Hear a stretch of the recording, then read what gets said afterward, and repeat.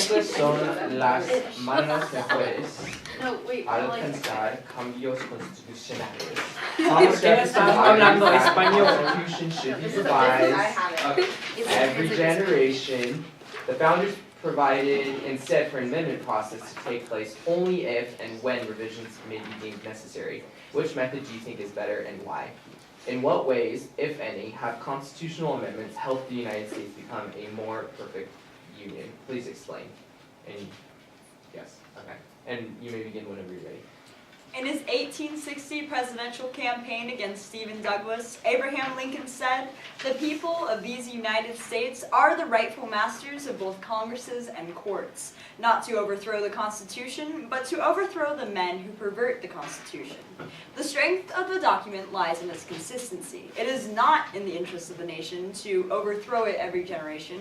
Rather, whenever appropriate, the interpretation ought to be adapted to best fit the needs of the modern population.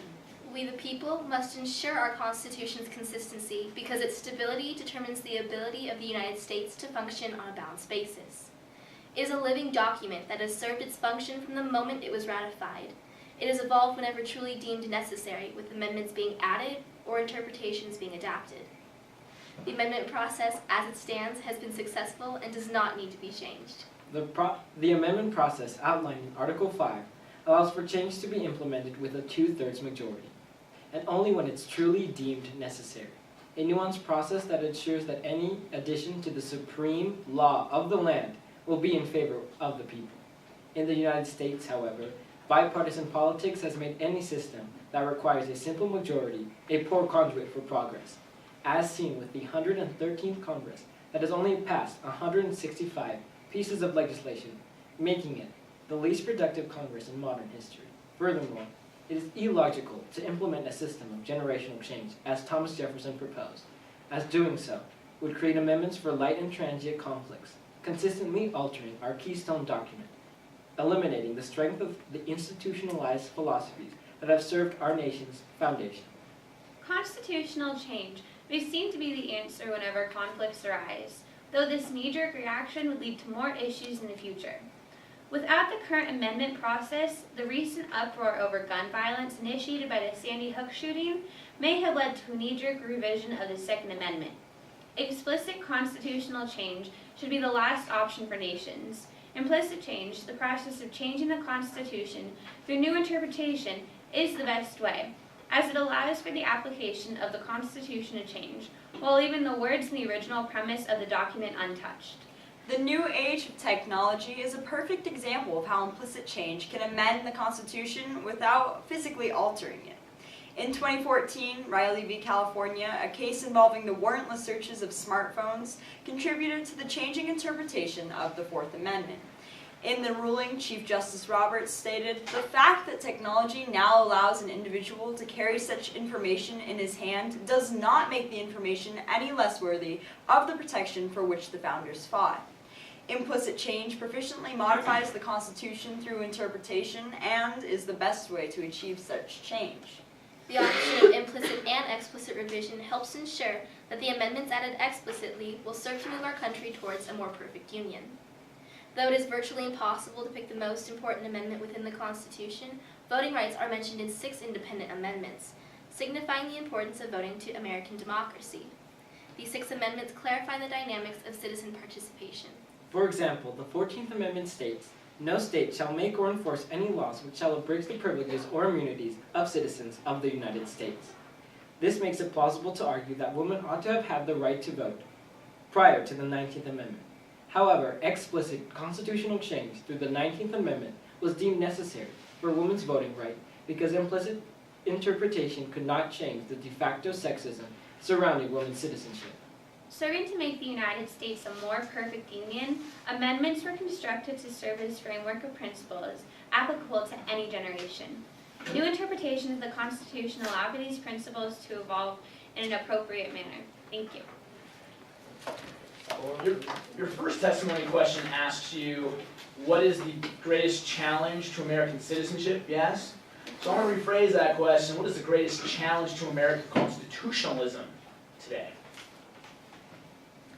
The greatest challenge to American constitutionalism is trying to stay relevant. Even though we argue in our testimony that the best way to achieve constitutional change is through implicit interpretation and a way that will amend the Constitution in order to make it more relevant for the modern generation, I think the fact that the Constitution is a document that was written over 200 years ago is just reason enough that, or a reason enough to kind of act as an obstacle for many Americans in regards to American constitutionalism. Knowing exactly what rights are protected within the Constitution and knowing where in the Constitution certain processes are delineated is something that most American citizens don't necessarily know. So giving a general knowledge of what a constitution is and how it serves in our government would promote the idea of constitutionalism and the participation of citizens in our government. So you mentioned about participation. So is participating in a revolution constitutional? I think that depends on the circumstance. It can be seen in Ferguson, there's obviously an uprising there, but it's not constitutional in the sense where they're infringing upon other people's rights to property when they're burning down local businesses or trashing their community. Our Constitution is a document that was inspired by philosophies such as those from the philosopher John Locke. And John Locke, in his social contract theory, philosophizes that if a government ceases to protect the rights of the citizens, then the citizens have a right to overthrow that government. So in a sense, yes, it is constitutional to revolutionize only if you feel that your rights, and I mean this has to be substantiated by proof obviously, but that your rights are being infringed upon by the government. Should we get rid of the Third Amendment? No, even though the Third Amendment states that the common public don't have to quarter troops, it isn't necessarily relevant to today, but if something were to come up where we were suddenly bombed and in a war, and the soldiers needed homes, but we already have it stated in our Constitution. But hang on, the Third Amendment says only in times of peace, so you're talking about war. Is that now a invalid argument? The nice thing about the Constitution, or about rights in general, are that you don't always have to access those rights. So it kind of acts as a safety blanket, having amendments such as the Third Amendment that aren't necessarily applicable today, but are there just in case. It's almost a safeguard to prevent from the 1984 situation that a lot of Americans are, I think, fearful of in the back of their minds. But if you say the Constitution's a living document, shouldn't the document continue to live forward through modern day issues? Well, I mean, it's still, I'll defend what my colleague Maddie was saying. I think what she was trying to say, she started going into the side of war, but if for some unforeseen reason, in the future, in a time of peace, the government decides to try to quarter troops in American homes, we have this provision of the Third Amendment that will stop that. So there's really no use in taking it out of the Constitution, because there's no harm in leaving it there. How has the 14th Amendment changed the way we see Constitution and how the Constitution has been applied since the Civil War? The 14th Amendment defines citizenship as anyone born in America as a citizen, and it also anyone who is naturalized. The 14th Amendment incorporated the Bill of Rights to the state government, so it allowed for the governments to be just as subject to the Bill of Rights as the federal government. This can be seen in the 1964 case of Malloy v. Hogan, where it allowed the federal government under the 14th Amendment to enforce the first 8 amendments on the state governments.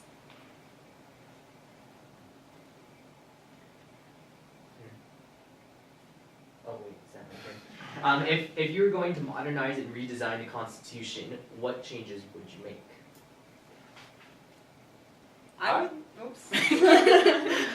I would want to include an amendment that would allow citizens that were naturalized to be able to run for president, for the office of president.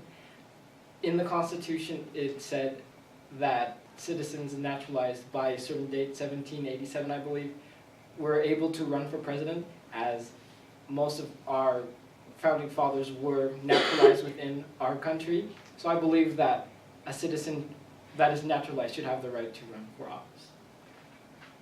I would like to see an amendment added for the sake of environmental protection. Bolivia recently, as a country, amended their constitution to recognize the environmental rights of the planet, and I think that is a very important step that was taken more in a symbolic way than a legal way, but as a step towards progress in preventing climate change.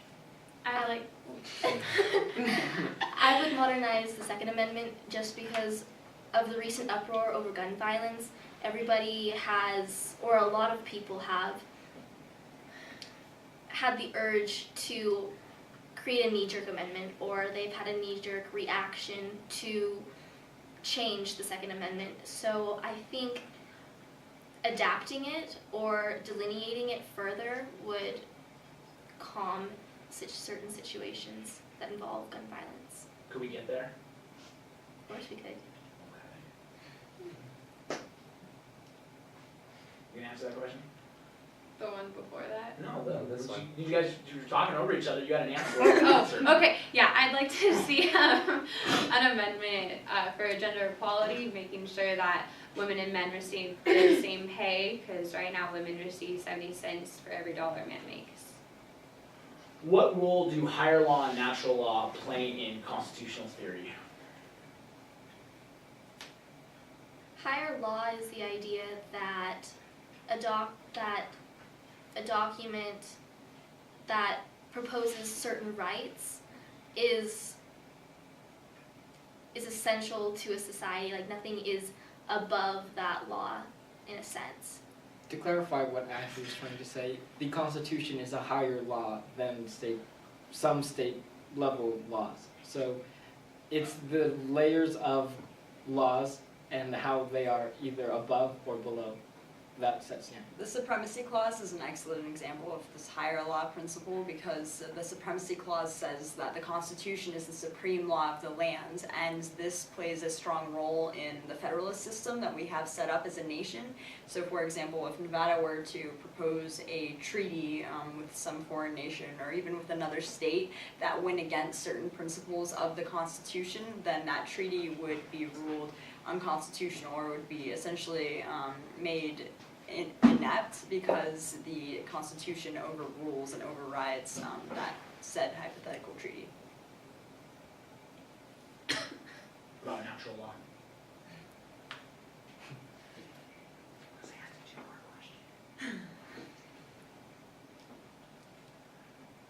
Natural law, again, is more reflective of philosophers like John Locke, and this, I think, plays more into the idea of individuals in society possessing individual rights, for example, life, liberty, pursuit of happiness, that cannot be infringed upon by the national government, and those are protected in our Constitution, again, through the supreme law of the land, through certain amendments that are enforcing those rights. How did the 18th Amendment create a more perfect union? The 18th Amendment deals with prohibition and trying to outlaw alcohol, but Trying. Well, they tried.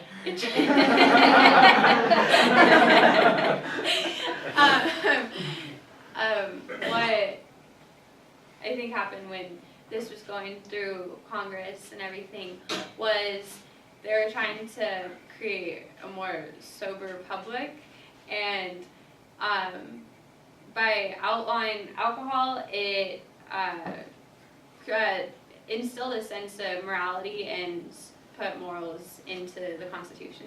The 18th Amendment, although it's not in action anymore, did in fact contribute to the idea of a more perfect union, because first of all, it's promoted this idea that citizens could actively have an influence on how laws were created and administered in their nation.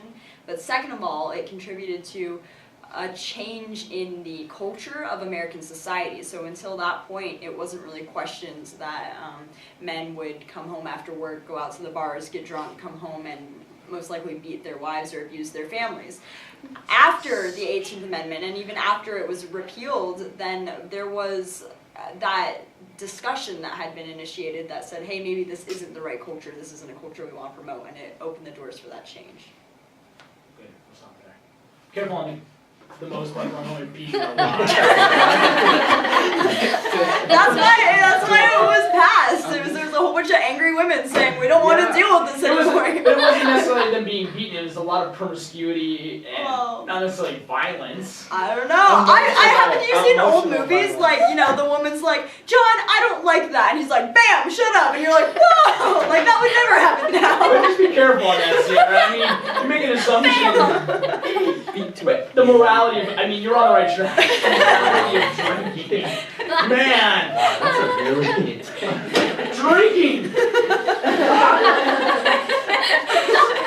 Give me my whiskey! Men were a lot more aggressive towards their spouse.